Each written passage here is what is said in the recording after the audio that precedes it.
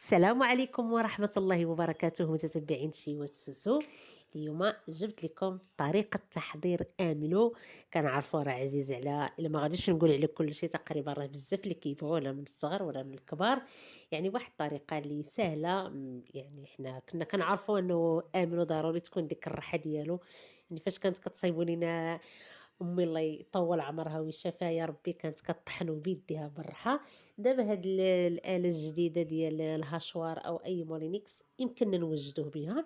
انا جبت لكم طريقتي اليوم، يعني غير بالهاشوار صايبت بها املو وجا روعه وزوين في المذاق ديالو ولذيذ. يعني وشي حاجه اللي مصايبينها في الدار راه دائما كنقولوها، ماشي بحال اللي كنشريو شي حاجه في الزنقه يعني مسدود عليها في قرعه ما كنعرفوش كاع بحال اش مصايب. بلا ما نطول عليكم، نتمنى ان شاء الله الفكره ديال اليوم تعجبكم. بقاو معايا نشوفوا طريقه التحضير. بسم الله على بركة الله دائما. أول شي عندي هنا زلافة من اللوز قليتها في الفران، زلافة ديال الزنجلان مقلية، وهنا كاوكاو قليته في الزيت باش كيجي المذاق ديالو بحال اللوز. أنا دوزت ليه شوية ديال الطياب ولكن ماشي مشكل. هنا عندي تقريبا 2 كشارات ديال السكر كلاصي ونص يطرو ديال الزيت درتو هنا في كسرونه وشعلت عليه البوطه وخليته كيطيب على خاطرو كيطيب مزيان. بين ما نطحن هاد المكونات هادي. ضروري هاد العمليه كطحنوهم ناشفين هما الاولين، عاد من بعد كنطحنو مع الزيت. غادي نطحن هنايا الزلجلان هو الاول مقلي. يمكن لكم ما ديروش كاوكاو، غير الزلجلان واللوز، ما كاينش اللوز غير بالكاوكاو والزلجلان ديما كيجي زوين. والعسل، غير هي نصيحه، العسل ما تطحنوش في الاول معاه، ملي كطحنوا هاد المواد ديروا معاهم الزيت كيتعلق. طحنوه هي الاولى حتى كطحنوه مع الزيت يكون جاري. عاده الا بغيتو تزيدوه العسل، انا ما درتش العسل، انا حتى السكر هنا راني كتشوفوا غير 2 كشرات ديال السكر كلاصي هما اللي غادي ندير. كنطحن هذاك الجلجلان مزيان. في هذه الاثناء راه الزيت كيطيب، باش كنعرفوا انه طاب مزيان باش ما يتحرقش حتى ولا شي حاجه. كنجربوا بواحد الطريف ديال الخبز، كنلوحوه كيف هذاك الزيت وكتشوفي يعني كيشنشن ولا احمر. صافي هنا كنطفي عليه البوطه وكنخليه يبرد. بين ما غنطحن هادشي كامل هنايا طحنت الزلجلان، هانتي راه يعني راه كيطحن مزيان. باش ما بغيتو اكثر راه كطحنوه، راه مطحون ما لانه غيتعاود مزال يطحن في الطحنه الثانيه. انا راه كيولي هو هذاك القوام ديالو مزيان.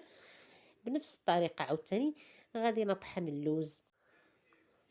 غنطحنوا عاوتاني اللوز كيف اللي قلت لكم، راه الطريقه مزيانه وبالزربه، يعني ما كتضيعش لنا الوقت بالزربه. يعني ما كتشدش لنا الوقت بزاف. كنطحنوا هادو كل واحد بوحدو، يعني هاد النواشف كنطحنوهم ناشفين ياك نديروا لهم الزيت من بعد. يعني دابا كلشي سهل الصراحه. راه كيف اللي قلت لكم، راه في الاول كانت الوالده الله يطول عمرها يعني كطحن غير بالراحه لينا وللعائله وللجيران اللي بغاه. يعني كانت كدير هي فيه الزلجلان وزرعه الكتان واللوز والكاوكاو، يعني كطيب الزيت بهذه الطريقه هذه وكطحن به. لان انا الصراحه ما كيعجبناش بزيت العود، حتى انا ما كيعجبنيش بزيت العود، كنفضل زيت السيور نطيبو ونطحن به. هنا هذاك الكاوكاو حتى هو يا راه طحنته بنفس الطريقه، يعني كامل المكونات كتشوفوا هنا راه محمر مزيان. تحمر، ولكن راه جا المذاق ديالو زوين، يعني ماشي محروق ولا شي حاجه. صافي طحنتهم كامل كيف اللي قلت لكم. غنخلطهم وهما ناشفين بحال هكا. عاد غنبقى من المرحله الثانيه نبقى نزيد لهم الزيت ونطحن. يعني نتوما كتشوفوا كل شيء قدامكم بنفس الشيء عاوتاني نيت نيت. غير في هاد الهشوار الصراحه راه عمليه بزاف، يعني كتخدم مزيان احسن من الوريليكسات، يعني في حال هاد المسائل هادو، وكتكون يعني سهله في الاستعمال. درت تقريبا واحد 3 الكشرات ولا 4 من هادوك المواد، وغندير عليهم واحد الكشاره ديال السكر كلاصي. كي اللي قلت لكم يمكن لكم تكثروا نتوما، بالنسبه اللي يبغي الحلاوه يدير حتى 2 عواشق. هاد الزيت ها هو يعني خليته برد واحد شويه. شوفوا هذوك الخبزه اللي لحت فيه يعني راه تحمرت تقرملت، يعني راه صافي راه طايب مزيان. كنكبوا على هذيك القياس، يعني نص الكميه باش غنطحن هاد 2 المرات. نكب هذيك الكميه وغادي نبقى نطحن. قلت لكم ديروا العسل، ولكن العسل ما ديروش هنا في هذه المرحله هذه. غادي كيتعلق ما كيكونش مزيان. خلوه حتى كتطحنوه وكبوا عليه هذيك الساعه العسل وحركوه في شي حاجه واسعه، ومن بعد تخوه في قراعي ولا فاش ما بغيتو. هذه هي الطريقه اللي دار. ما الا طحنتوه من الاول غادي يعلكوا لكم، ما غاديش يجي مزيان. صافي الطحين باش ما طحنتي كتبقاي راه كيطحن مزيان.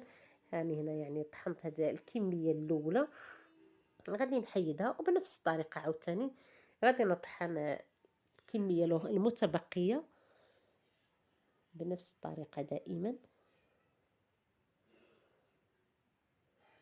يعني كيف اللي قلت لكم ساهل وبالزربة كيوجد بلا حتى شي حاجة، ماشي مكلف وما فيش يعني كثرة الخدمة صراحة، ومذاقه زوين انا كيعجبني بعدا. كيف اللي قلت لكم انا ما كيعجبنيش بزيت العود، ولكن الناس اللي كيبغوا زيت العود راه هي بلاصة الزيت السيور يديروا الزيت ديال الزيتون، ما يطيبوش كيدار ديريكت. هو الصراحة كيكون زوين بأركان، ولكن فين هو أركان. المهم هاني عاوتاني كملت الكمية التالية اللي بقات.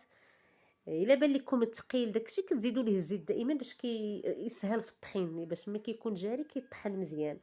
وانتم كتشوفوا في القوام اللي بغيتوه خاتر ولا خفيف شويه. المهم انا في القياس جاني ماشي خاسر بزاف وماشي عاوتاني جاري، ها هو كتشوفوا بحالاش يعني راه طحن مزيان وجا زوين.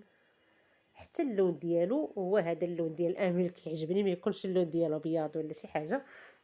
الصراحه جا زوين بزاف بزاف. ما غاديش نبقى نشكركم في راكم عارفين امنوا، انا غير سهلت يعني بهذه الطريقه هذه بالهشوار.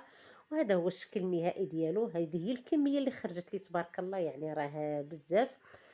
وهو من الاحسن ما يكونش كتير باش ما يقدامش بالزربه، يعني بنادم دائما يدير داكشي اللي غياكل في الشهر ولا في 15 يوم. يعني هذا هو القوام ديالو كيف اللي قلت لكم، ماشي ثقيل وماشي جاري. المهم راه مذاقه جا روعه روعه. نتمنى ان شاء الله انكم تجربوا هاد